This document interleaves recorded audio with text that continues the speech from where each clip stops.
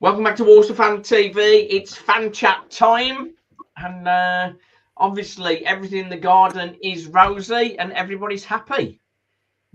Is that the case? Maybe not. We got some of our regulars. Welcome to the show, Phil. You all right, mate? Darren, he's back with us. You all right? Yeah, we're good. And we've got Lee and his daughter Lily. Hi, Lily. Hi. Stop hiding off the screen. You can't do that. We got, I think Daz is joining us as well, and we may have a special guest arriving at some point, but we'll see. Right then, first of all, we set out on the last fan chat. In the first 10 games of the season, we got 14 points. And between us, we targeted the next 10 games to get another 20 points. We've actually got 7. So that's not good. We had targeted 4 points, well, 7 points from MK Dons, Sutton and Gillingham. We got 4. Newport, Crawley, Mansfield, we targeted 4. We got 2. Now 4. Oh, we got 4. We targeted 6. Sorry, and Harrogate, Doncaster, Forest Green, Barrow. We didn't play the Doncaster game, but we targeted 2 wins and a defeat, and we just got 1 point out of that. So that's not good, is it? We go to Phil first. Is it all down to the injuries? No. It's not all down to injuries. It hasn't helped. And I think a player who we've missed probably more than anybody is Ross Tierney. I think he's been a big miss the last few games, but you can't put it all down to the injuries. The facts don't lie. You've mentioned how many points you've got in the last 7 games. The biggest disappointment for me has been the last 3 home matches. Me too, really. I mean, you look at the last 3 home games: Crawley, Harrogate, and Forest Green. You'd probably target a minimum 7 points from those 3 games for a team that's going to want to be anything like challenging this season. We took 2 points from those 3 games, and we only scored 1 goal in those 3 matches. Not good enough. None of the performances in any of those 3 games were good enough. And throwing obviously defeats at Barrow and defeats at Mansfield and a draw at Newport. And all of a sudden, you're looking at a pretty desperate run. So the injuries haven't helped, but it's certainly not the full story. Yeah. I think the Priest, with him being injured, I think that definitely has had a big bearing on how we've been struggling. Twin that with Chris Hussey, who I'm not gonna go on about that again. I think I've mentioned that enough how disappointed I am with Hussey. But the back 3 that Sadler wanted, 2 of them have not been available, so that's got to be a big problem. We've got Rob with us. We haven't seen Rob for a while. He's had his haircut special. You okay? Yeah, not too bad. Not very well, but yeah, all right. We have to keep going, don't we? We have to keep going. What we were just saying, Rob, was is it all down to injuries that it's going wrong for us? Because I think we've conceded a lot of goals, and 3 clean sheets obviously is not great. I don't know how much you can blame injuries for it. Obviously, it's part of it, but we've got a squad that Sadler's happy to work with, and he should be able to get the best out of them, whether there's injuries or not. Yeah. Lee, what's your thoughts? Injuries? How much of this issue is down to the fact that we've had so many injuries, particularly losing the Priest and Hussey? You've got to give him a little bit of leeway with the injuries, because we haven't had probably a settled side for sort of a run of 4 or 5 games.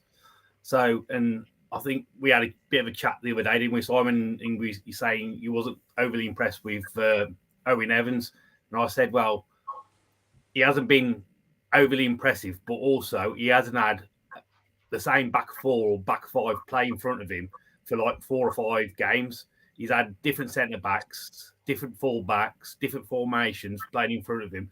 So I think that's been part of the problem. But on the flip side of that as well, I think there's been occasions when Sadler hasn't used his subs properly, and some of the injuries he's sort of created himself when he's been playing players when they've been too fatigued or they've got a slight injury and he's sort of left them on too long. And then obviously he's the one who gets to pick the starting 11 and the match day squad. So ultimately it is his responsibility at the end of the day. And just a little bit on this, he took over on the 19th of April. So he's been in the job 8 months, which I know isn't long. But before that, he was also a coach at Walsall for like the previous 2 seasons. So it's not like he's brand new to the club and he didn't know which players in the summer he wanted to keep and which ones he wanted to get rid of. He was in a unique position where he knew out of the squad that was ended last season who was good enough to remain this season and who needed to go. And then he had apparently one of the best budgets in recent years to strengthen that squad. So well, I think it has. I think it has been. I think so. When you put all that together, he has to take a lot of the responsibility because he's not like he's fresh to the club. And I understand people say you need to give him time and he needs 2 or 3 transfer windows, but he's been at the club for more than 2 or 3 transfer windows already, so he knows the type of players that are already in the building. So he has to take a bit more responsibility. And he's had, I think, if you include the pre-season friendlies, he's had 34 games in charge. And I don't even think you could say what his definite style of play is after 34 games of being in charge. Okay, I want to come on to details about Matt Sadler. But just before we do that, I just want to bring Darren in and get your thoughts, really. Yeah, I agree largely with what's been said. I think the one little thing just to add is that I think he's brought this a lot of this on himself with the recruitment in the summer, because it was blindingly obvious to me that we needed, especially a right wing. Well, we started with 3-5-2, didn't we? That soon got jettisoned for the 4-2-3-1 or whatever it is. I think he's just throwing as much muck at the wall to see what sticks at the moment. I think he's under pressure from the fans to get Johnson in the team, for example, which we've saw recently. But I still think it's ridiculous that he can't fit him in. And like Lee said, I mean, he spent part of his budget in the summer on players like I know I keep bringing him up, Douglas James Taylor. Why? I think we've all, I mean, especially the last month. Yes, Kit. Season ticket holder, by the way, here with us as well. He should be in bed. But I think he's made a rod for his own back in terms, I think we could have coped a bit better. I mean, the centre half issue was always going to be a bit difficult. But I think, especially in the middle, like we needed a proper number 8 in the summer, and we didn't. We just got Griffiths in, who's way off. He's miles off playing like regular first team football for me. So yeah, I agree. I think yeah, injuries have played a little part, but it doesn't excuse the performances and the way we've tried to play the last. No, well, okay. I'd argue since September. I think that's a fair point, really. I think the squad selection. I think I've sort of discussed this with definitely with Lee. And perhaps with more of you also. If he wants to play 3 at the back and have a left-sided centre half in Chris Hussey, who's 35, to have no real cover in that position. Obviously, we know what happened with Hussey, but to have no real cover in that position was a massive, massive error. So as far as Sadler's concerned, we've on a bad run of form, but the players seem to be with him. I know Liam Gordon made a statement recently. McKenty's signed a new contract, and the majority of the players in the squad are players that Matt Sadler has signed. So you can understand why they're sticking with him. Do you think there's anything, Phil? Do you think there's any players that perhaps have given up on Sadler? I don't know about that, but I for me, actions speak a lot louder than words. And players can say what they like in the press. I'll judge them on what they do when they're out on the pitch. And if you take our last league game at Barrow on Tuesday night as evidence of who's with Sadler and who's against him, then I think you could probably make a case for quite a few of them not being with him based on that game. To me, it looked like, for large periods of the game, it looked like 11 strangers on the pitch without any real plan, without any real strategy, without any real idea of knowing of looking like they knew what they're supposed to be doing. That hasn't been the case in every game this season, but it seems to be more and more the case in some of the games recently. So I'm not particularly interested in what players say to the press. They'll always, no one's going to come out in the press and say, yeah, I don't like the manager. He doesn't know what he's doing. No one's going to say that.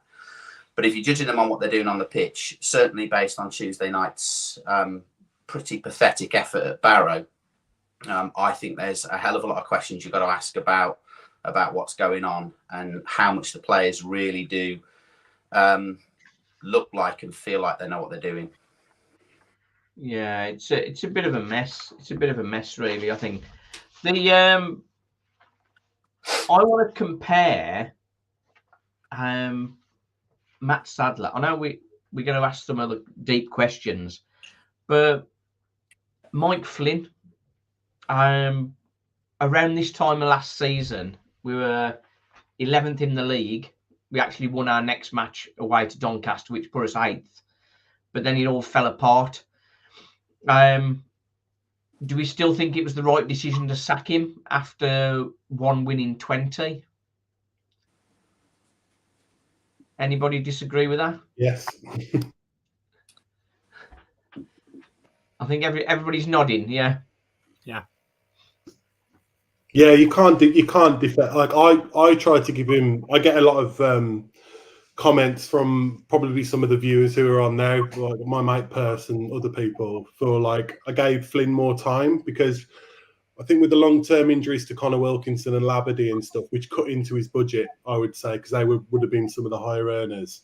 I was prepared to give him a bit more leeway, a bit more time, and I think we all kind of wanted him when we got him. But this doesn't see. I think the comparison with Flynn is.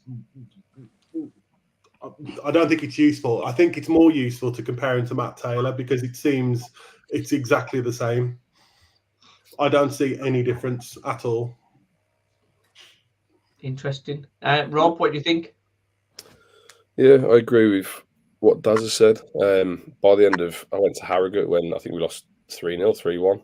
Don't even know what it was. I just remember it being freezing cold and crap. But by that, I had got shorts on, to be fair. But by that point, there was no coming back from the style of football we were playing. You could see the players weren't bothered. They weren't really listening to what they were being told to do, and there was a change needed. But when you think about it, obviously we've been taken over by these American Canadians.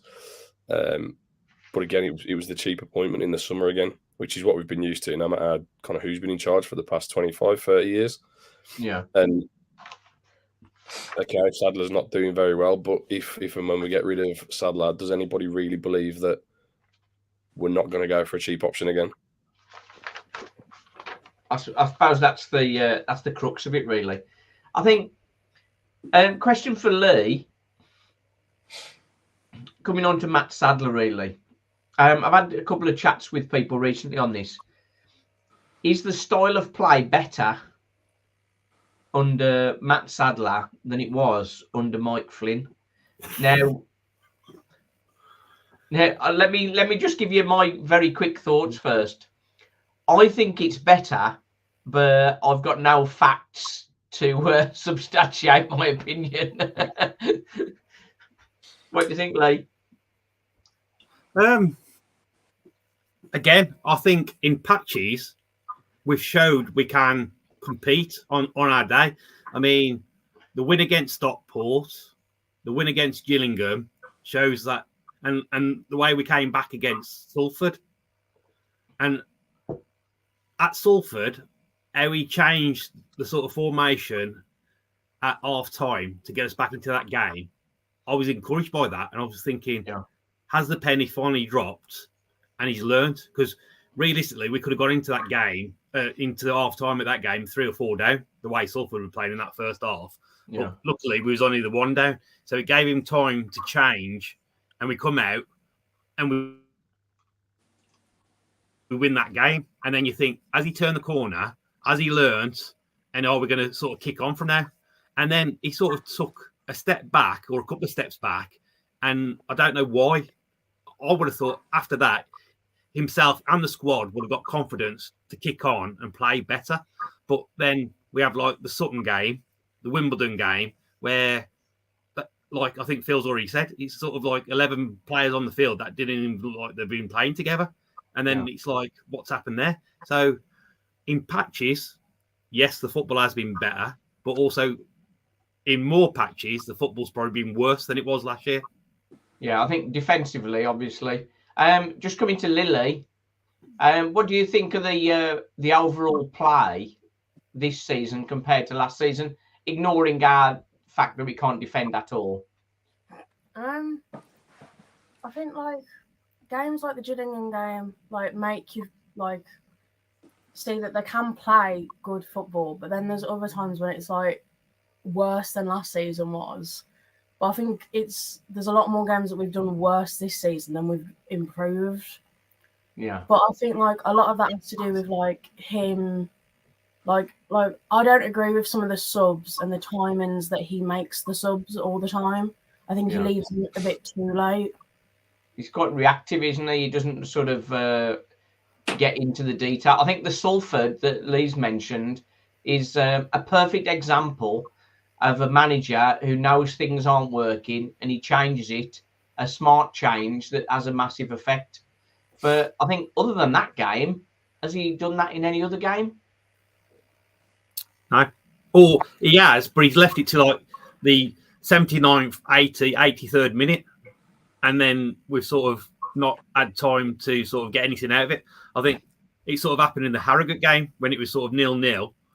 And he sort of made the change, but it was like the sort of 83rd, 84th minute, wasn't it? Minutes, yeah. And then Harrogate go and get the goal. And then you haven't got no time then to sort of get anything out of that game. So he has left it late. And again, I think some of these comments where he's made earlier in the season about Draper looking tired, and I was about to take him off, but he then goes again and gives me some more. But then obviously Draper picks up the injury. So it's like, can you really believe in him that he's going to learn and take us forward? Sorry,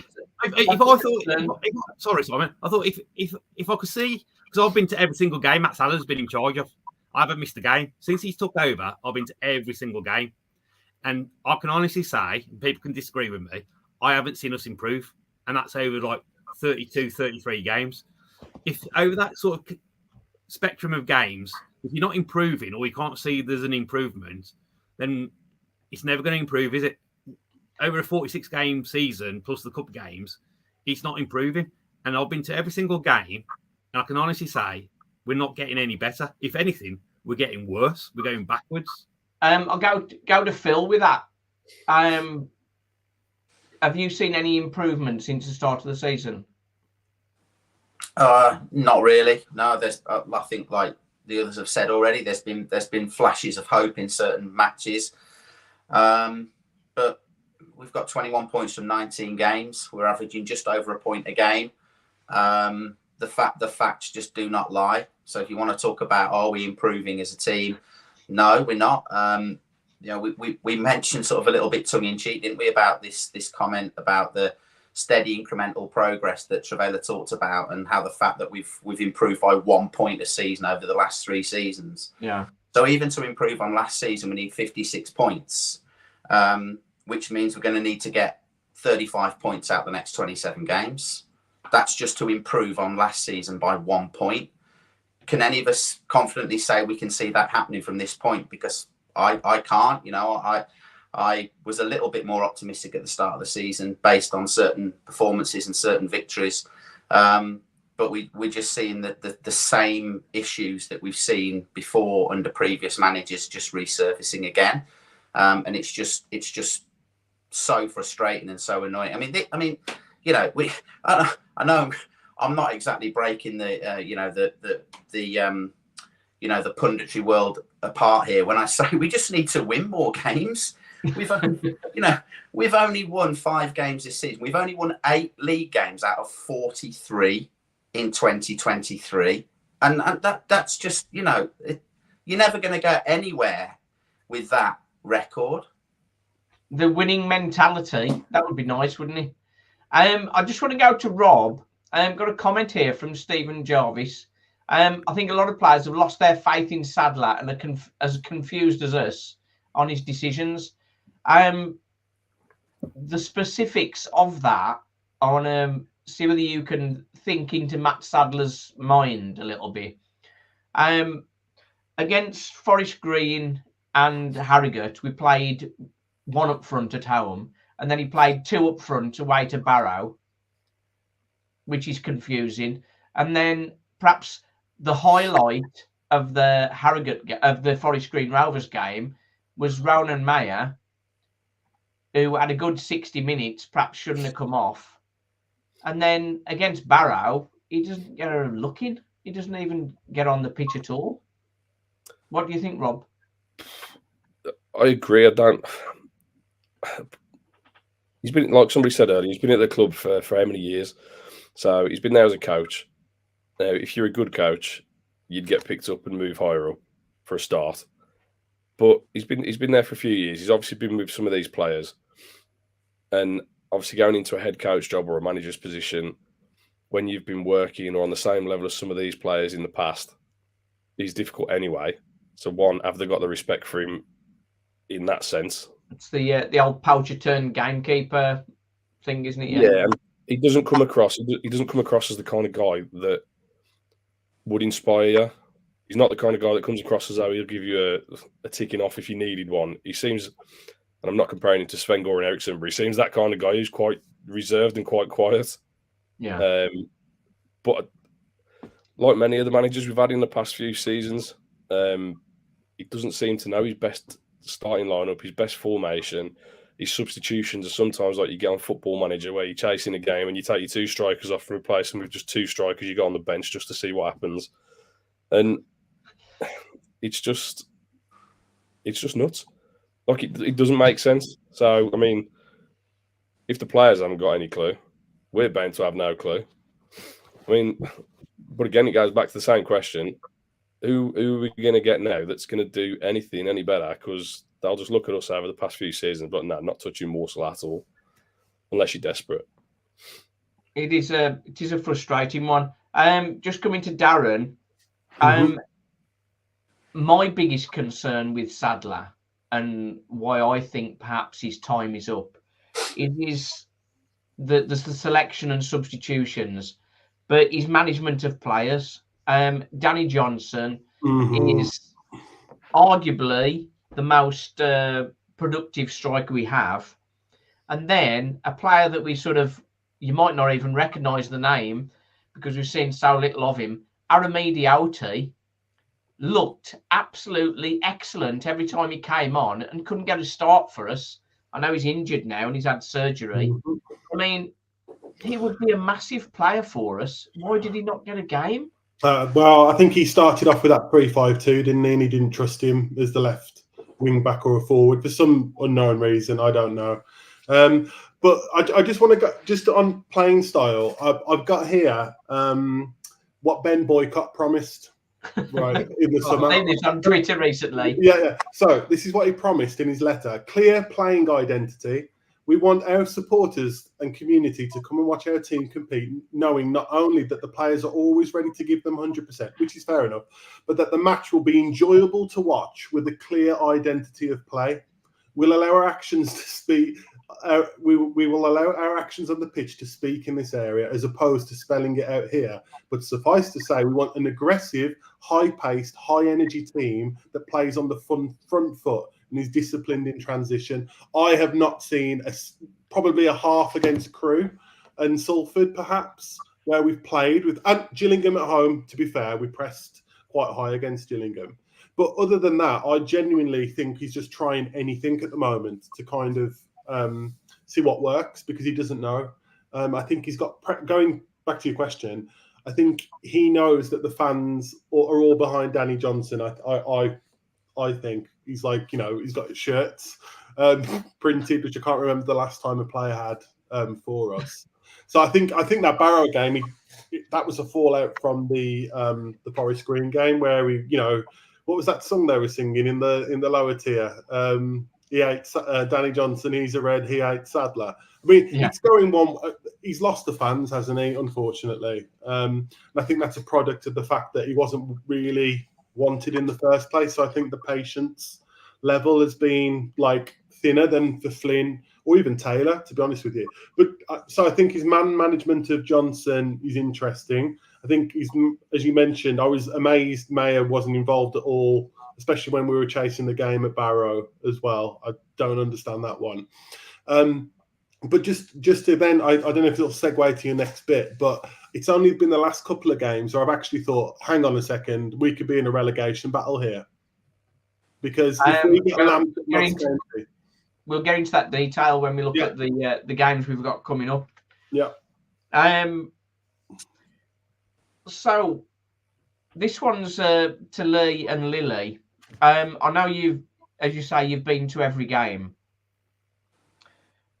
What you've said to me is Gary Waddock is in Sadler's ear all game, every game, and Sadler is just not listening to him. Well, we don't know whether he's listening to him or not, do we, Simon? Because you'll never know. But I've seen in the past few weeks where people say Gary Waddock's just sitting there and he's doing nothing.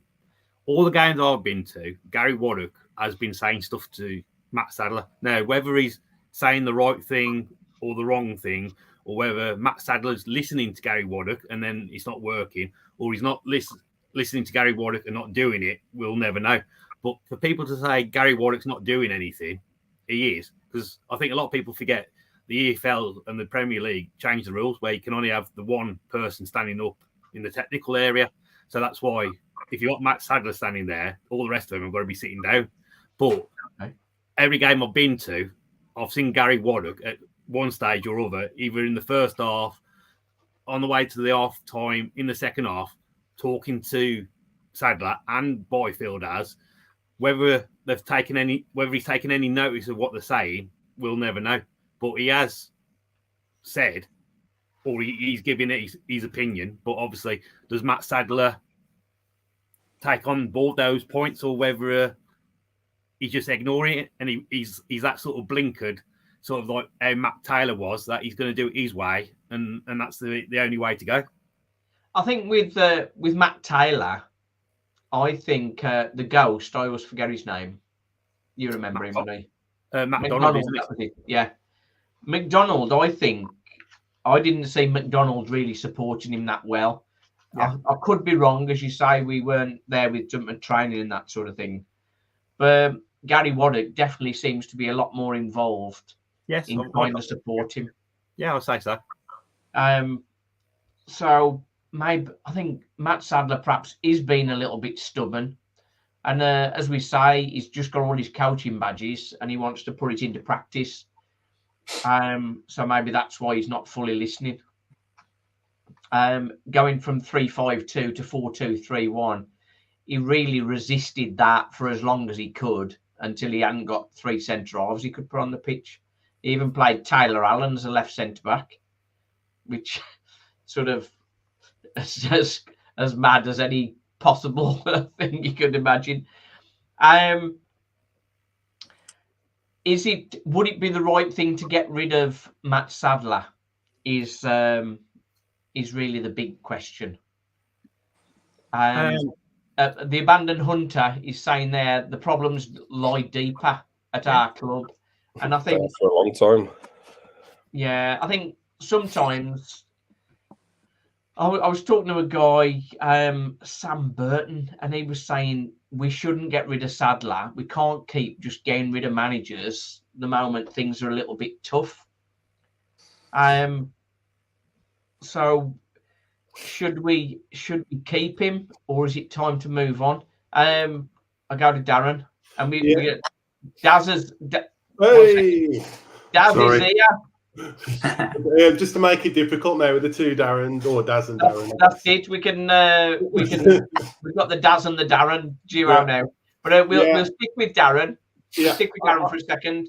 Just what Rob mentioned this earlier, and I think you've alluded to it earlier. As much as I think it was a pointless appointment, I have zero confidence in anyone at the club making a decision that will result in a successful appointment. I don't. We're like a gravity well for players and managers. They come here and they seem to get worse. So I think it's something inbuilt into the club. And just we've got Lee Pomlet still around. We've got Gamble.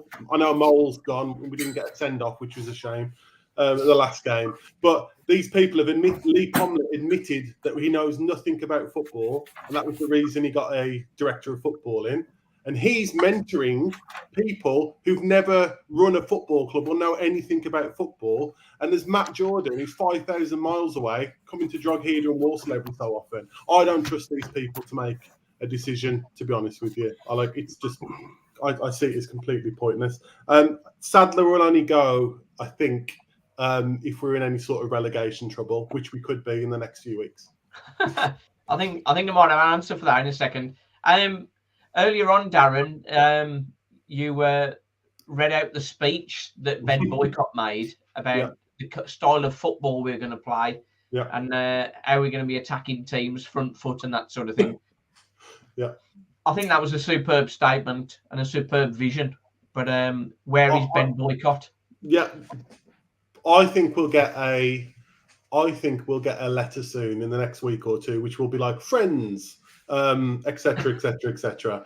I honestly think we'll get one in the next week or two because I know a lot of people have emailed Graham Whittaker, the supporter liaison officer, in the last week or two and not got a reply. They've got replies if you ask about the kit or something in the club shop.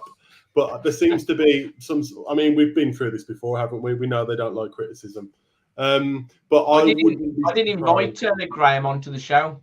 That'd be interesting. Yeah, but he said no, thank you. But I did ask for another comment about his thoughts on Sadler. But you'd think a supporter liaison officer would be interested in liaising with fans. But anyway, So just to go back to you, just to finish, I understand the whole thing about, you can't keep sacking managers and stuff. But if it comes to the point where it's our league status on the line, then he's got to go. Okay. Welcome, Daz. I know you've had a busy old day, so thank you for joining us. What's your thoughts at the moment on Matt Sadler? Are you on the in brigade or the out brigade? I was firmly on the in brigade till about a week ago, but my glass is less than half full now. My glass feels like it needs topping up. I think Barrow was a watershed for me. I was one of the 105 with Lee, and to see a team with so less resources than we've got be light years in front of us. They won individual battles all over the pitch. There were light years in front of us. Suggests that it was a term that I saw on Twitter a while ago, that the sum of the whole is less than the individual parts that Sadler's working with, and that's a problem for me. Yeah, I was similar. I've been on the fence for a while, and wobbling a lot. But I sort of think we are at a point now, and Darren mentions sort of he thinks the hammer might fall if they think we're in a relegation fight. I just want to have a look through this now. If we're looking at the bottom 7, us and Salford, 2 points from the last 5 games. Everybody else has got more points than us in the last 5 games. If that happens in the next 5 games, we'll be 22nd. teetering on the relegation places. And I don't know whether you dare look at who we've got coming up, but where's the next points coming from? Next 5 games. Sorry, go on. The National League. Well, Notts County away. Now, Simon, on that one, it'll be the most Walsall thing ever. We go there and get a win. We thought that with Barrow, and then it didn't happen. Yeah, and I would say probably sort of a few weeks ago, I would say we probably could go there and give Notts County a game, but. And I think I mentioned it to you the other night, and I think Darren won't mind me saying this, but when we was at Barrow, me and Darren was having a little chat, and Darren said, if you give me a 3-0 defeat now, I'll bite your hand off. So I think that says it all, really. Yeah. Yeah, that is trouble. I say we got Notts County away, Tranmere at home. Tranmere are improving. They've got 8 points in the last 5 games. So if they carry on that in the next 5 games, they'll be well clear of us. Then we got Accrington away, Crewe at home, Wrexham at home, and then Grimsby away on January 1st. So how many points are we going to get out of that? Depends how many goals we score. That's the problem we've got at the minute. At the start of the season, I know we weren't necessarily winning, but one of the things that we did have was we were scoring goals. Like obviously, Blackburn, we scored 3. We were conceding a lot, but we were scoring a few as well, which might have helped us if it had been in this period now. But we're not really scoring. So to get points, you got to score goals. But that run of fixtures is difficult. It looks difficult. Phil, what do you reckon? How many points are we going to get? Well, that kind of goes back to what I said earlier on. That's why I think those last 3 home games are so important, that we actually got some results from them, bearing in mind what we've got coming up.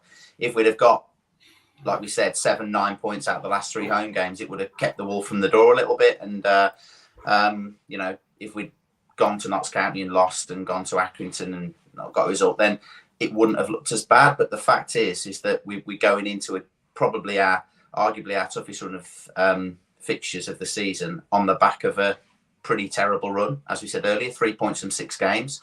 Yeah. So if we take that form into these games, then I mean, and the other thing as well is, I mean, yeah, okay, let's say we sneak a win at Notts County, or we get a win somewhere.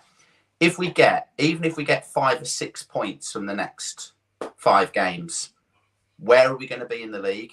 We're still only going to be lower mid-table. Yeah. The point for me is, do we see a squad and do we see a team that's capable of going on a prolonged run that's going to get us away from where we are now and up to where we all hope and want us to be? And that for me is again, going back to what I said earlier about 8 wins from 43 league games, we're only averaging 1 win in every 5 or 6 games at the moment. So until we cure these problems, and we're just going to carry on sort of bumbling along the way we are, or worse, if this run does continue, as I say, we are going to be in a relegation battle. I think David Lynch has just made a comment. Sadler has had his chance and failed miserably. Get rid now. It was an experiment to bring Matt Sadler in, internal appointment, someone who knew the club well. Perhaps for the higher echelons of the club, the likes of Stephen Gamble and Lee Pomlett, it was perhaps a comfortable appointment because they knew he wouldn't particularly ruffle any feathers. So they made an easy appointment rather than bringing in somebody who's going to kick and scream.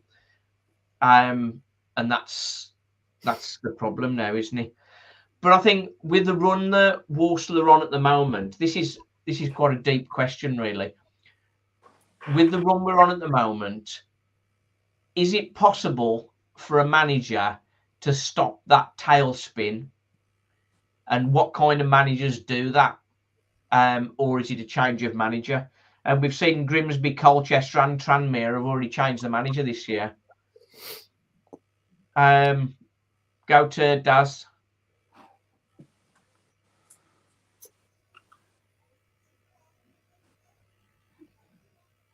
Are you on mute, mate? I thought you were a bit quiet. I thought you were contemplating for a second, but you're on mute.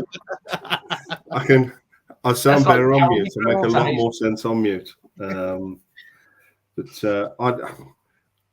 I'm kind of torn. I'm very torn. I think he's kind of. I don't see how he turns it round for what it's worth. But you have to remember, we're still paying Flynn and Hatswell, and we've only just finished paying off all the managers. You know, sack another manager, and it's another one on the budget that you've got to carry. So for me, I think Darren is right when he says they. So long as the spectre of relegation doesn't come too much, I think they'll bumble it along. I think we're already planning for next year, for what it's worth. I think this season's gone, done and dusted, apart from a relegation kind of fight. And you start planning for next year already. Yeah, I think part of Lee's, you tell me, Lee, I think you sort of mentioned it. I think if we did change a new manager now, what's he going to be able to achieve? Well, it's the position you're in at the moment. If the sort of the managers you'd be looking at, and the ones that are probably out of work, because we wouldn't go for anybody who's in work, because like Darren's just said, we wouldn't be able to afford to pay the compensation for that. So it'd be somebody who's out of work. They'll be looking and going, do they want to come and be involved in a relegation battle? And are they going to get much money or resources come January to like strengthen the squad? If they've got the squad is what they're going to have, then that will put some managers off. But I do also think there's managers out there who could get more out of our squad at the moment, and I think he's made too many mistakes. I mean, sort of, he's got this for the last few games now, and again, we only see the games, we don't see what's happening in training. But he's got Big Dave playing at right back, and we've got Joe Fawkes, who's a right back. And we can argue and debate whether Joe Fawkes has got enough experience or he's old enough or anything like that. But he's surely as good as Dave, if not better, at a right back, because Dave's a centre back and he's been sort of shipped out to right back to fill that sort of gap. And Joe Fawkes is there sitting on the bench. I mean, if I was Joe Fawkes, I'd be thinking, what am I doing this season? I might as well stay Kidderminster or gone out on loan again, because he's already featured. I mean, Joe Fawkes is our player, and he's got more games under his belt than Akagbu. That's what I mean. And he's okay. We can say he's inexperienced and he's young, but he's trained as a right back. That's his position, and that's going to be his position going forward for the next number of years. So, and especially against Barrow, the amount of times that Dave was on his arse because he got turned inside out, and then you got Joe Fawkes warming up at the side. He must be thinking, what do I need to do to just get a run of games? That's my problem with Matt Sadler. I think if we brought in another manager, if we could get somebody else who comes in, I think they would see that and sort that out almost straight away. And again, I don't know whether Joe Fawkes is up to it and he would be any better than Dave, but he hasn't even tried, has he? He just keeps going with Dave. I mean, I know the game at Alfreton got called off, but Dave was going to play right back there. Joe Fawkes, when he was on loan at Kidderminster, was playing against teams like Alfreton week in, week out, and on them sort of pitches. And he's used to them sort of conditions more than probably what Dave is, coming from like the under-23s at Stoke. But he wasn't going to put him in that game either. It's just that's where he's lost it with me, Sadler. It's just the decisions he comes up with like that. He's just crazy. But I think we won't get anybody else in, Simon, because I think anybody half-decent manager would probably come in, and we've already mentioned it, they would ruffle too many feathers higher up the pyramid. And I don't mean like Ben Boycott and Matt Jordan. I'm on about Stephen Gamble, and I'm on about Lee Pomlett, right? Stephen Gamble and this club has been in this club for like the last 15 years, and he's had an easy run, hasn't he? Right? Basically, with Trivella coming in now, he's basically calling the shots while Trivella on here, because there's nobody else above Stephen Gamble at the club in present. He's the man who's day to day running the operation. Matt Sadler was an easy appointment for him because he could sort of get Matt Sadler just to do and go along with what he wants. You imagine a more experienced manager coming in now and having a discussion with Stephen Gamble. They wouldn't last. They wouldn't last like a month, mate, because I wouldn't put up with it. Well, that's why Darryl Clark jumped ship, isn't he? Well, that's part of the reason, isn't it? Yeah, selling his two best players when he was trying to get promoted, that probably didn't help. But I mean, there's finances around that, so we sort of understand that to a point. Super Saddlers Seb is comparing the Barrow performance to the Scunthorpe one under the Matt Taylor.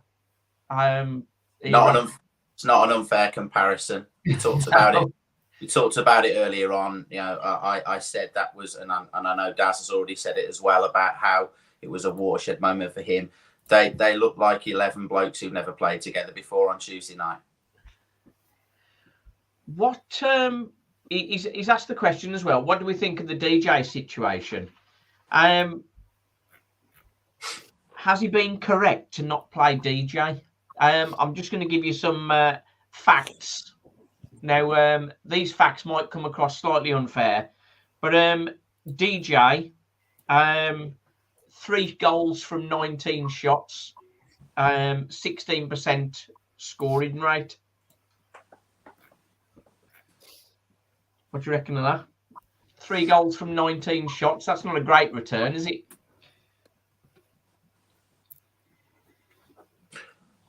I think we talked about this quite a bit on the last one, didn't we? I think when you're playing a 4-2-3-1 with a fit Freddie Draper as your lone striker, I can understand why DJ doesn't start. But what I couldn't understand was why he never came on. Yeah, I think there were several games where he never set foot on the pitch, which I couldn't get. But again, goes back to recruitment. We recruited for 3-5-2 to play 2 strikers up front, of which DJ would have been one of them. And that wasn't working, so we've come away from that, and which has seen him out of the team. There's obviously, something fundamental about Danny Johnson that Matt Sadler just doesn't like, or doesn't the reason why he doesn't want to play him. Just completing that comparison, DJ 3 goals from 19 shots, where Draper has got 8 from 21. So Draper is far more clinical. Yeah, Draper's been great. And you know, we missed him the games he wasn't playing. But like I say, the games where he's played Jamil Matt and Danny and Douglas James Taylor and left Danny Johnson on the bench, I just don't see that at all. Yeah, I know what you're saying. Just Hutch by comparison. This will probably not surprise you at all. Hutch, 6 goals from 51 shots. That's like me playing darts, that is. I'll get the ball eventually. And Tommy Knowles, 1 goal from 20 shots. You can see where we can play Harrogate and have like 26 shots and not get any on target. When you got most of those were from Hutch and Tommy Knowles. And we talked about the comparison with Mike Flynn. We were doing quite well up till January when DJ and Liam Bennett went.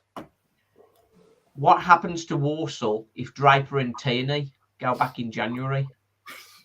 This is the problem we've got with the managerial situation there, right? So you stick with Sadler. We're in a losing mentality. Ability-wise, our squad isn't a bad squad. So a good manager should be able to get a bit of a tune out of it. So if you stick with Sadler, got a losing mentality, we lose a few more games, and we end up 21st, 22nd, 23rd, whatever. What happens in January? Who's going to want to come to Walsall with the threat of a relegation to the National League on your CV? So do you stick with him and hope that it picks up, or do you twist and try and get somebody in to give him a kick up the arse and get a new manager bounce and maybe a couple of better players in? But this is where it gets a bit sticky for the people who've made that decision as well. So obviously Gamble, for example, who's leading the operation while everybody's away, it's going to get a bit sticky, I think, if we lose the next few games and they still keep him in the post, because who he's going to want to come to our football club when we're that low down? I think we need, if they are going to make a change, they've got to make a change before, well, at the end of the year. So maybe Matt Sadler does have another 2 or 3 games. So I think a pinch point could be that Tranmere home game, because if we get lamped at Notts County, as Lee said earlier, it'd be very Walsall for us to go there and win and then lose the next 3. Yeah, but we hope. But I think if we did get a lamp in at Notts County and then couldn't beat or lose at home to Tranmere, I think he's in some trouble. And I think that would be the time to replace him, because if we can get, it takes a week or 2 to get, took us 5 weeks, didn't it, last year, to get in a manager. They get the January window then to kind of tweak, to try and get us up the table, and they can look at the squad a bit. So for me, it's going to have to be soon, because then it becomes desperate. If it's a February, March, April, Scunthorpe, sort of, as someone mentioned earlier, I went to Scunthorpe for that game. It's one of the worst performances I've ever seen. So I think it might have to be before January, perhaps, to give a potential hypothetical new person a chance, I think. The thing is, a new guy is going to want to look at the players. I suppose a guy who's available, he's probably fully aware of the whole squad already, isn't he? They'll be looking now, I guess. Interested, Mm-hmm. you would think. But you'd want to sort of have a look at things before you make a decision. But Matt Sadler will be discussing his targets for January already. So if you're not careful, you're going to be bringing in players that Matt Sadler wants, and then Matt Sadler's not going to be here. So that's another challenge. It's another challenge, isn't it? Anyone for Graham Wesley? I don't know why he's just come into my head for some reason. Graham Wesley. Yeah. Well, I was thinking, was it Mark Bonner, Cambridge manager, has worked with Gary Waddock, as long as he didn't fall out with him. That would be a very smooth transition if that was to happen. Ainsworth for me, Simon, if we can get some nice cowboy boots down Walsall. And I think it needs a character, personally, someone to drag people with them on a journey, because it's just very boring at the moment. But, but I don't think he'd come here in a million years. That's the that's the problem. Who are you talking about? Gareth Ainsworth. Sorry, I must have clicked myself. Oh, Gareth Ainsworth. He started that was the singing cowboy again, boot reference. Yeah. He started singing again, hasn't he? Oh yeah. Actually, in a bar, I used to live in Trondheim in Norway, and he goes to the three lines English pub in Trondheim all the time to sing. I do think it needs a character. I think it needs something like a character or something to drag people along with them. But I just can't see, as you mentioned, just like who in the right mind is going to come here. But I guess if you're desperate and out of work, then you might jump at it. But I'm just very, very disillusioned with it all. Yeah. I've always, like the last few seasons, obviously you've gone Matt Taylor, we've had Matt Sadler, obviously inexperienced, and then we've had Flynn and Darryl Clark, obviously pretty experienced, got good records. It always amazes me whenever you come to Walsall. I think Daz mentioned it earlier. For some reason, they seem to get worse, and it can't be the managers, because they're not bad managers. Like especially Flynn and Clark, they're not bad managers. Like they've got promotions, they've got teams into playoffs, but then they come to Walsall, and it just doesn't happen. And it can't be the manager. It can't be the person. There's got to be something that's causing that to happen higher up, like a comment was made earlier. And I can't put my finger on what it is or how it's happening. But they're not. You don't turn up at WS1 and become a bad manager. I agree. Gravity well. Let me go to Daz for the reply there. I'm with Rob all the way. I think the entire culture of a football club needs to change. And you don't change it. I thought the letter, I was more sympathetic on the letter in the summer than most. I thought it was a start. But the culture, there's something within the club that's wrong. Defeat, I said this to Lee yesterday, defeat is not an imposter for this team or or previous teams. I think we won 40 games in the last 4 seasons, which sounds a lot, but it end up about at 17th or 18th. You know, mediocrity is acceptable at Walsall Football Club. Don't argue with me, it is. You know, and regression has become the norm. For me, the whole culture from the very bottom of the football club or the very top of the football club, whichever way you want to go, needs to change. It's defeat. We just blink and move on to the next one, and then blink and then move on to the next one. And somebody needs to, a big character, as Rob says, needs to come and shake the place from top to bottom. And that's not Matt Sadler, is it, Phil? No. And can I just, following on, I agree 100% with what Rob and Daz have just said. Following on a little bit from that, yesterday, I actually saw Lee at Chase Town yesterday with the Walsall game being called off. We, unbeknown, but we bumped into each other there.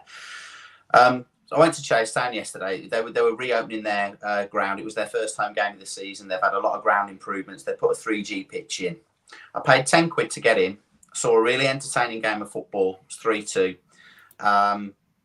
Saw a load of mates that I know from various places through football there. Had something to eat, had a few beers after the game. Didn't feel like I was getting ripped off every time I went to buy a pint or get some food. And I got home last night after that game and thought to myself, I really enjoyed that afternoon. It was a really good afternoon. I certainly enjoyed it a hell of a lot more than I did the previous Saturday afternoon against Forest Green. And this is where the club and Travail have got to be really careful, because we're all, you know, on here, we're all rabid Walsall fans. But I'm wobbling at the moment. And when the early birds come out next season, do you know what? I would say I'm 50-50 at the moment about what I do next season. And I've been a season ticket holder since I can remember. And I know I'm not the only person who feels that way. And when you've got, you know, I class myself as a very loyal supporter. I go to every home game, and I've been to, you know, I don't miss many away games either. And I'm going to need convincing next season that something is going to change, because it almost feels like I've fallen for it a little bit the last few years, in terms of, you know, okay, we've got Darryl Clark in, we'll go with that. We've got Michael Flynn in, we'll go with that. We've got Matt Taylor in, we'll go with that. I'm at the point now where if let's say they keep Matt Sadler, they bumble along kind of where they are with that, because I agree with what Darren said earlier. I think they will drag this out with Matt Sadler. I think they'll drag it out as long as they can without. If it gets to the point where we are in a relegation dogfight, he'll go. If we don't get to that point, I think they will drag it out. And if we're in that situation come early bird time next season, I've got to say I'm not completely convinced I'll get a season ticket.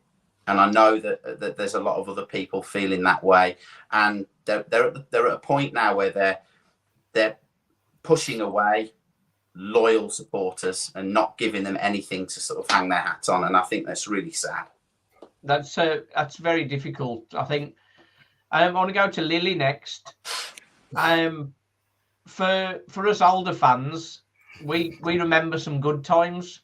Other than 2006, 2007, with the promotion with Richard Money, Dickie Dosh. For young fans, what's your thoughts, Lily? Before Lily starts, right? It was my fault, Simon. I started taking her when she was 5. So she's 17 this year. So the last 12 years, it's been my fault that I took her. I mean, I have said to her on a few times she could phone up Esther Ranson and sort of put a complaint in, right? But on a serious note, like Phil just said, the 12 years Lily's been going, it hasn't been the best, has it? No. I can remember our days out when we've been to the Millennium Stadium, when I went to Man United, when we played Chelsea, when we played West Ham, when we played Stoke in the playoff finals, in the semi-final, when we played Crewe in the semi-final, things like that. You know what I mean? I've had promotions. I've been and seen promotion races. Lily has seen nothing really, but from going from sort of yeah. So Lily, have you got Childline on speed dial?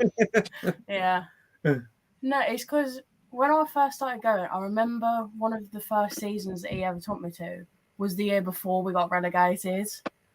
And I remember one of the last seasons, one of the last games of that, and it was good. But it just there hasn't been anything really exciting or promising that I've seen the past couple of years, especially. It's been the same kind of you're just clinging on, and you're just you're okay with mid-table, but you're not going for anything better. Which that is it just makes it a bit what's the point in going? Yeah, I know. Stephen struggles with it. Part of my thing with taking Stephen, I think in life, and the mantra of the channel, the joy and the pain. I think in life you need to understand that it's not all sunshine and roses, and things aren't always going to go well. But I mean, supporting Walsall at the moment feels like as it's all pain now joy, isn't it? And that's the problem. It's how long do you want to endure the pain with no sign of joy? We all know there's local Premier League teams that are doing far better, have much better atmospheres, and here we are punching for the underdog, which is Walsall. But when the underdog is not landing a punch for a long time, it's difficult. It's difficult. I'm with Phil when he was saying about renewing his season ticket. So I've already got to that point. So last season, I said I wasn't going to get one this season until they gave me something to go back for. So whether that was pushing for playoffs by Christmas this year, I said to a couple of mates, if we're hovering around, I might get one. Obviously, we're nowhere near, so I'm not going to bother. It's just I was only going last season towards the end because it was already paid for. And I live in Stafford, so it's not a million miles away, but I was having to make the effort to finish work, travel there, travel back. I mean, most of the time I was just sat in my seat for 90 minutes. Wouldn't even get up if we scored because we'd lose. But I just lost all enthusiasm for it. I mean, I've watched, and this sounds bad, don't shoot me. I've been to as many Wolves games this season as I've been to Walsall games live. And shivering there. You don't want to be playing that on here. I've watched us play. I've been in various different locations for the purpose of iFollow when I have watched, but I've got no reason to go back to the stadium to watch. Do you know what I mean? They're not giving me anything to watch. The prices have gone up. Season ticket prices went up. The product was dire. I mean, there's only so long. That's the reason why I didn't renew, because I was like, there's only so long I can keep doing this. I'm spending 300 quid for a ticket for the season. Then I'm spending all the additional money getting there and stuff at the ground and blah, blah, blah. And time as well. I mean, time doesn't cost anything, but I suppose it does really. Time is more than all that. Time's the most expensive thing of all. That's what I mean. And it's just not, it wasn't productive. And again, they're not doing anything this season to make me want to go and pay the extra for a half season ticket. And I probably won't get one next season. I mean, if we get relegated, then I'll consider it. It'd be interesting to go to Maidenhead and Dorking on a Tuesday night and stuff like that. But if we go down, we're not coming back up, not for a very, very long time. Well, there's as we've seen Eastleigh on the telly earlier. There's some good quality in that team, and in the National League, there's some good quality in there. Simon, they were better than us. Yeah, I watched the whole game. They were fluid and charging forward, and it made me really think, we're in some trouble. Yeah. Well, equally, I saw some of the Wrexham game against Yeovil, and Wrexham looked a different level completely to us. Absolutely different level. I had to switch it off. It was annoying because they were just a different level completely to us. And how we're going to get on against them, 29th December? That's going to be a very tough game. Simon, Tuesday night against Alfreton's not going to be a walk in the park. People think we're going to turn up there and turn them over easy. I think some people have been for a bit of a shock because I don't think they thought we bottled it, didn't they? Well, put all that to one side, but when we turn up on Tuesday night, that's their cup final. They'll be going all out for that game on Tuesday night. And if the players turn up with the sort of attitude they did at against Forest Green and Barrow, they'll get embarrassed. I'm telling you now. They need to go there and they need to win the battle first, because it will be a battle, because Alfreton will make it into a battle. They won't be playing pretty set plays of patterns of football and everything. Alfreton will be in our faces from the minute 1 to minute 90. And if any of our players aren't up for it, they will get shown up Tuesday night, because Alfreton will be up for it. And we now... Sorry, Rob, go on. I'm saying we're just sleepwalking. We do it all the time, and it's going to catch us at some point. And it's genuinely harrowing that next season, genuinely, we could have a league fixture, Walsall against Tamworth. Yeah, that's tough. I think if we lose to Alfreton on Tuesday again, that could be the catalyst for taking Matt Sadler out. I think if there's a fan reaction after the game, there's going to be quite a few still there, right? I think, there probably won't be as many up there as on Saturday, but still 800-900. I think that could be a catalyst if they're even bothered. I don't know. Just to quickly jump on what Phil and Rob were saying, I didn't renew this season either for exactly the same reason. The thing is, people start to drift away if they can't see the joy. If there's no hope of joy and only pain, what's the inspiration? I just felt like I've been conned. It's just based on. So I've still got I've got a 4-year-old and a 6-year-old who go. They've got a season ticket. Obviously, it's free. Why not? With my dad, I've been to pretty much every home game and a few away. But still, I felt like I needed something, and the whole thing with Sadler was like, okay, it's up to them to convince me this time, and I haven't seen anything at all. No, it's mad. I don't miss it. I don't miss it at all. I don't miss the travel. I don't miss the boredom when I'm there watching it, and I don't do all that much on a Saturday afternoon. But doing nothing at the minute for me is better than driving to that stadium and watching the product that I'm having to pay 300, 400, 500 quid for, which if it was anything else other than a football club that we're attached to, you just wouldn't do. Yeah, I think it's really interesting. I'm surprised, but not surprised if that makes any sense about Darren and Rob saying that they didn't have season tickets this year. I just assumed that you did have, but I totally get where they're coming from. And I mean, when we go to watch Walsall play, we know we're not going to win every week. No one expects us to win every week. No one expects us to be, knocking on the door of getting in the Premier League. We're all realistic enough to know that that's not where we are as a club. But it honestly wouldn't, and this might be a little bit controversial, because it's all about the aesthetics of football now, which is another story that I don't want to get into too much. But it honestly wouldn't bother me too much if we had a couple of big lumps up front. We whacked the ball forward to them. They won headers. They knocked it down. We squeezed up. We won the ball, and we created chances doing it that way. Because at least you could look at the team and go, I can see what they're trying to do. Yeah. I can see that there's a strategy, and I can see that there's an approach we're taking to try and win games. And if it's successful, and if it wins you games, who's bothered at the end of the day? Everyone used to slag Stoke off when they're in the Premier League. The Premier League players must have hated playing against them, because they were in your face. They were, Delap bombarding these throw-ins in at you. They were knocking the ball up to big strikers who were getting, And if it's a strategy that works, and if it's a strategy that gets you results, I'm really not that bothered. What gets me more than anything is I look at the team and I think, what are we doing? What are we trying to do to win this game of football? And far too many times over the last 3 or 4 seasons, and probably beyond that, I can't answer the question. I agree. If we've got a definitive style of play and we're doing something with it, I'm not going to win every game, obviously, but if we're doing something with it, it's a definitive style of play. And that's how we play.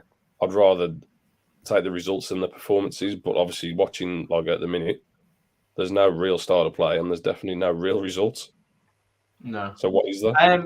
I just got Barry on there. He joined us. Just like to say at this point, thanks for the companies that are sort of helping to support the channel.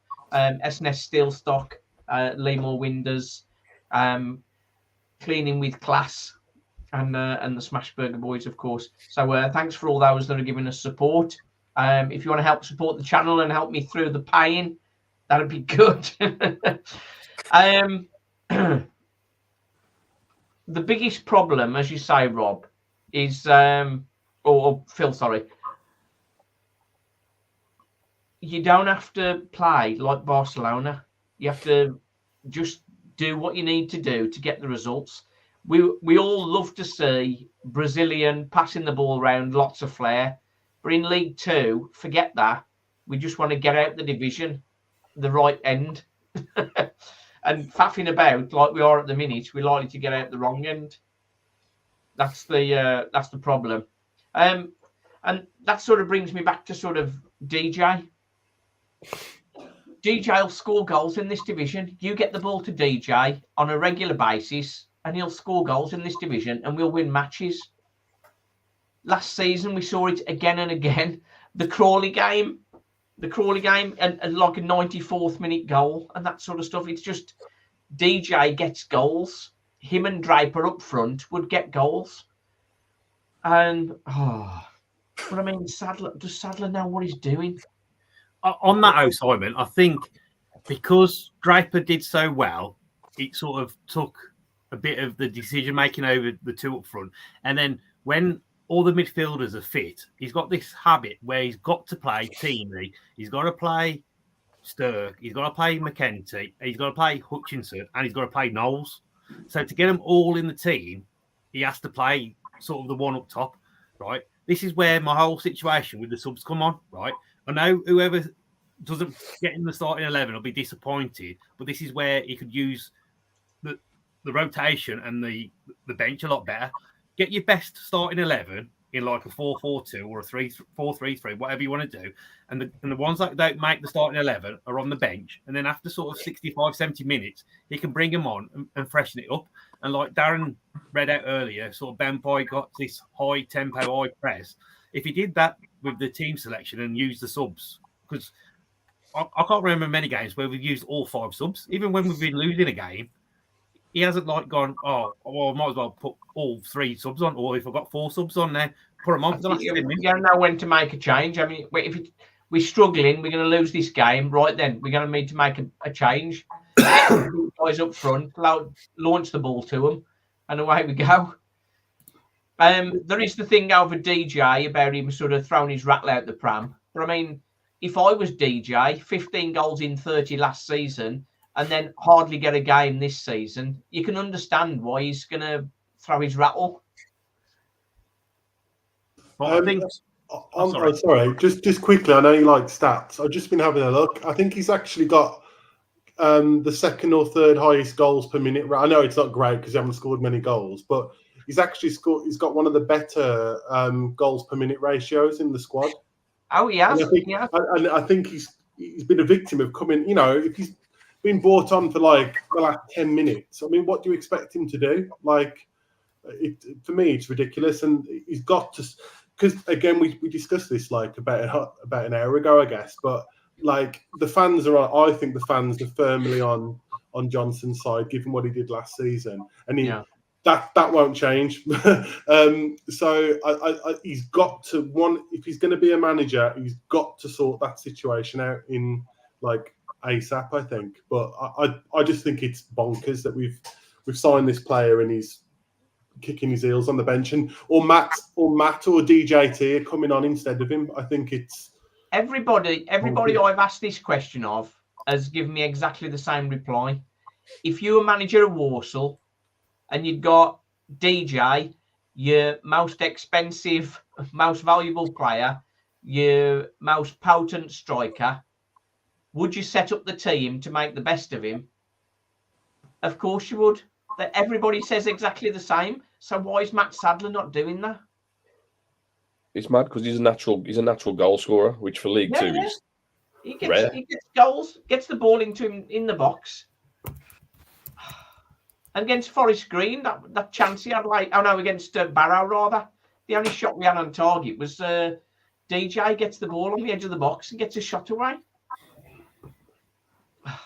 I think it's a Sadler sort of point he's trying to make, and he's trying to sort of stamp his authority on the team, and he's probably looking at DJ as being one of the most experienced and probably one of the sort of leaders on and off the pitch. And he's basically sort of saying, I'm the manager, I make the decisions. So I think DJ's got the rough end of that stick, as if Sadler's using that to like stamp his authority. And I think Darren's already sort of said about it, sort of, it's probably the wrong way to go, because obviously the further he goes in his managerial career, he's going to come across players who are going to be a lot more difficult to handle than DJ, and he'll find that most times he'll come out on the wrong side of them. The thing is, every manager has players who are not going to be top of the stats, but if they're goal scorers, you're going to work away, getting him into the team. And like, how many times have you heard managers saying, "Oh well, we have to manage his training, have to manage his minutes"? It's just. DJ was doing the crossbar challenge at the Forest Green match at half time. I mean, what? I had to look through the thing to believe what there was. Our top signing, marquee signing of the summer, is literally Coco the Clown doing the crossbar challenge at half time. Only at Walsall. He didn't even win it. Oscar beat him. Walsall FC. Well, the funny thing with that is, it was a crossbar challenge. He didn't hit the crossbar. He put it into the middle of the goal where he used to put in the ball. That's the. He wasn't capable of missing the target. In all seriousness, his inability to find a way to integrate Johnson into his starting lineup will do for him in the end. Whether it does for him this week, next week, January, or whenever, the inability. I think people have said it. The fans are with Johnson. If Johnson moves in January, of course, it'll cause carnage as well. His inability to find a way to play with him in it will do for him in the end. Yeah.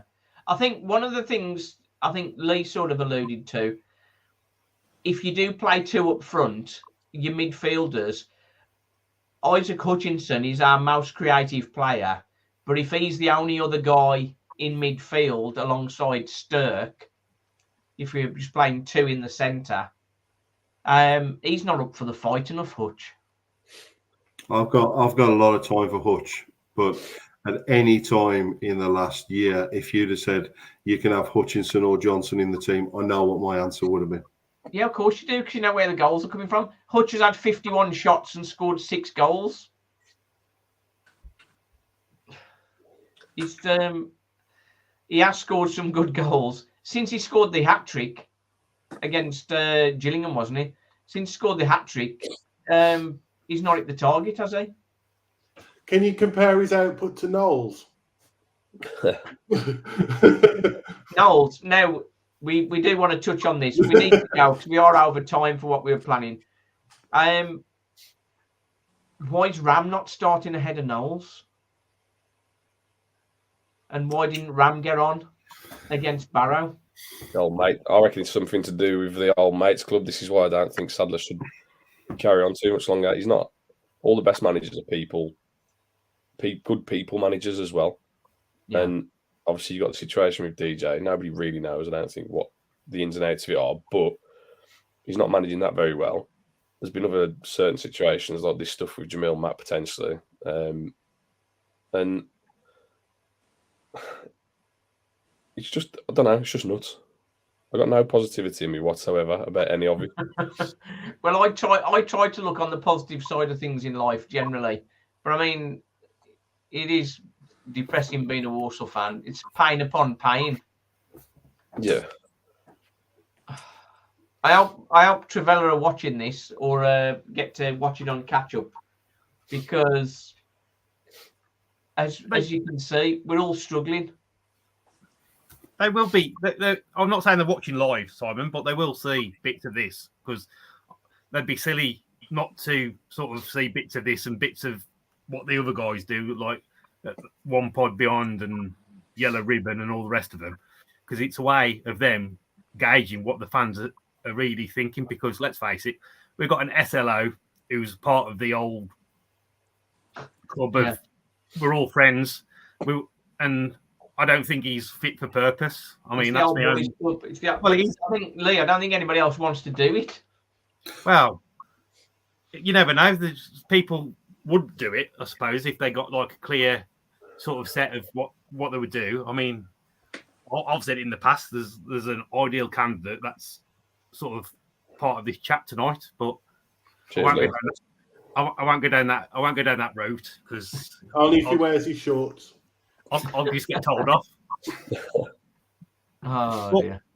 On a serious note, that does need addressing, Simon, because if the club doesn't want to sort of come out and give videos, which I understand, and I think Darren put a tweet out earlier in the week or last week about don't expect the club to be coming out every 5 minutes and doing an update on set performances and everything. But the way it's gone and the way they've gone totally silent, he's not on either. Is it at all? Well, we're supposed to get regular updates, weren't we? That's all gone quiet. And I always thought the SLO, part of his job was to go back to the board and relay what the fans were thinking, what the sort of the mood was, the issues and all that. Well, there's no point in having him to come on. I asked Graham to come on. He didn't want to come on. Yeah. Social media, does it?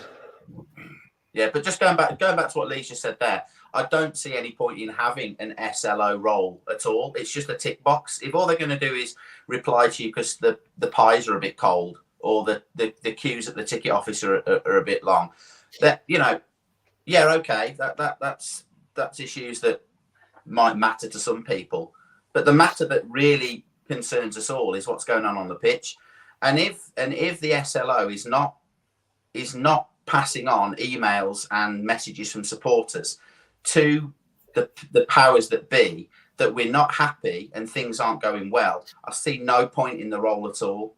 No, I think it's just one of many things. I'd just like to thank Percy, who's contributed some super thanks. If anybody else wants to contribute to the pot, that would be appreciated. Simon,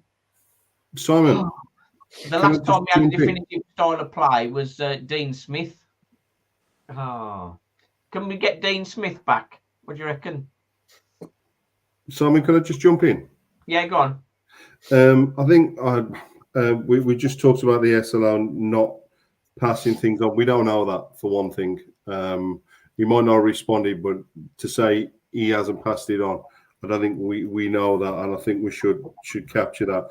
I'm probably one of the his lesser critics because I think it's an impossible job. I think we talked tonight a number of times about he can't win in many ways, but it would have been good for him to be here or been seen to be here. You capture a lot of views here, and I think the fact you invited him and he turned it down is a big miss.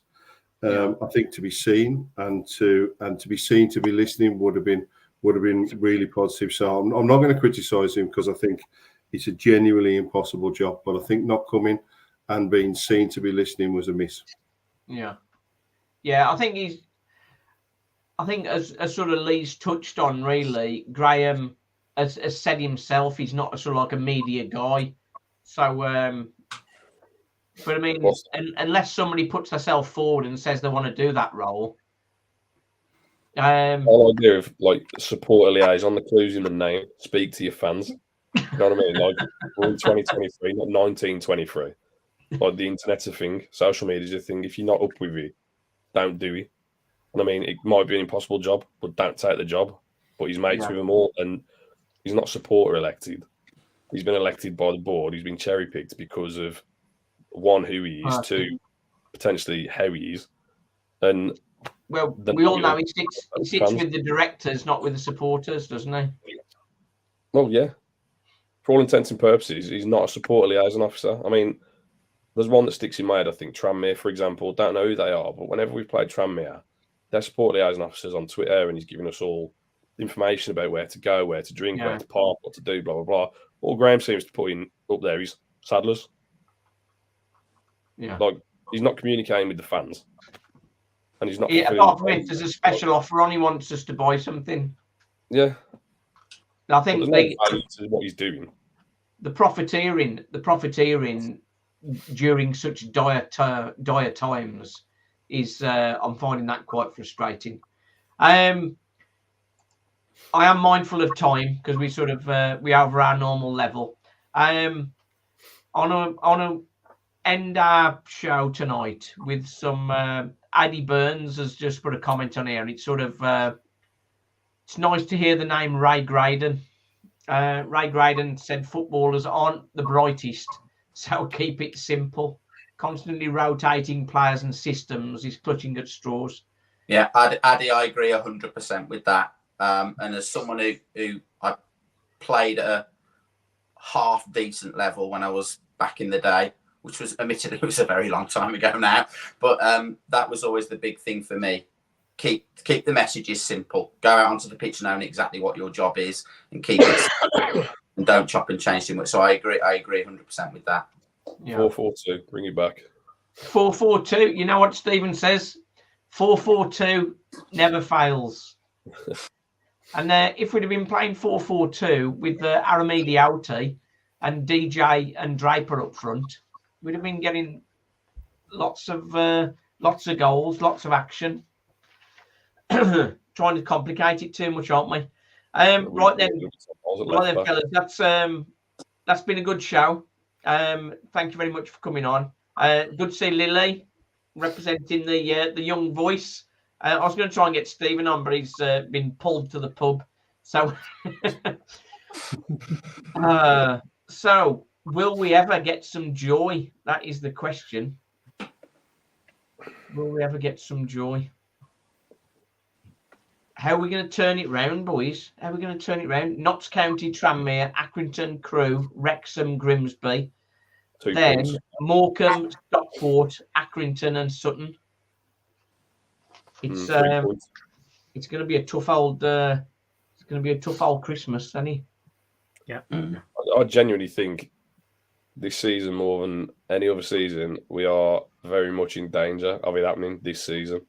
Yeah. I agree, Rob. Do you know what makes me worry even more? There's no basket case club in the league this year, like an Oldham or Scunthorpe. There's no a crazy club, so that makes me worry even more, to be honest with you. Now you're wrong there, Darren. It is. It's Sutton, but they've got 7 points in the last 5 games. Yeah, I mean, they're not cut off with 3 points, are they? No. Before, we got lamped 4-0 by them, didn't we? Yeah. So I just don't. It makes me uneasy that there's not some club that's going out of business or something in the league. Yeah, we are in trouble, aren't we? On the positive, if we get relegated, we can put a 3G pitch inside the ground and actually rent it out for 7-a-side in the week. So at least the Americans can make some more extra money.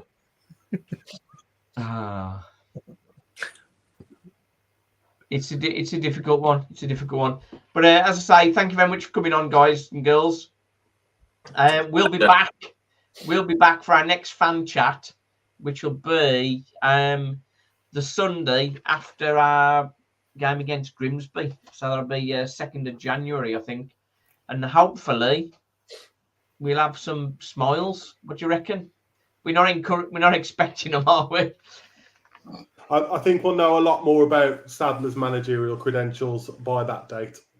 He'll either be gone or he'll either be gone or he's turned the corner. Yeah. So if we beat Alfreton on Tuesday, which is a big if, the prospect of going to Southampton, that'll sort of give everybody a boost. And maybe it'll give all the players a boost as well with that coming up. So we might get some results out of it. If we lose to Alfreton, then we are going to be in trouble, aren't we? Yeah, we are going to be in trouble. Right then, thanks very much for watching. The Joy and the Pain. If you haven't subscribed already, press that subscribe button. Join the journey. Sharing the pain, as I say. If you want to contribute to the channel, that's good with super thanks. If you want to be represented on the channel as a partner, get in touch and we can help to promote your business and all that. Right then, Walsall Fan TV, we're off. Thanks very much. The Joy and the Pain. As well, just before you shut down, just happy Christmas, everyone, and happy Christmas to all the Walsall fans out there, have a great Christmas and a great New Year. Thank you very much for that, Phil. I'm going to do a separate one for that, but I mean, from all you guys, that's good. Yeah. Merry Christmas. Hoping for some special presents of points on the table. Can I just mention something? Can I just mention something quickly as well? Yes. I think I know what it is. Yeah, the last 2 or 3 years, I've helped to raise some funds for Walsall Outreach. They provide hot meals, especially like Christmas Eve, Christmas Day, Boxing Day for homeless or those in need in like the Walsall area. I'm doing it again, so I've put a note on Twitter. I'll put it on Up the Saddlers and whatever later on. Okay. If anybody wants to contribute, if you could just put a link to my page or whatever and see what we can do. I think last year we raised £1,000 from over £1,000, and I know they're spending about £1,000 a month at the minute on food. So if anybody can give anything at all, then it will go towards a good cause. Okay. Just a thought on that as well.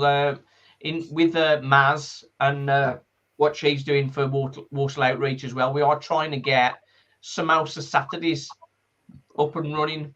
So where we come along with some samosas and sell them outside the ground to raise money for Walsall Outreach as well. I did talk to the club about it, and we were going to try and get it in and around the ground, but they give us a bit of a pushback really, which is a bit disappointing. I got a yes from them. I got a yes from Stephen Gamble, and then I got another yes, and then some other guy came back and said, "Oh, no, you can't do it then because we're going to be busy." I'm thinking, well, that's the ideal time to do it, isn't it? But I'm partially to blame there. I haven't chased that up. I think that will be happening, so I'll promote that when it comes round as well. But yeah, support Rob. That's a good one. Thank you very much. Cheers. Cheers, lads. See you in a bit. Yeah. Cheers. Yeah, bye. Cheers.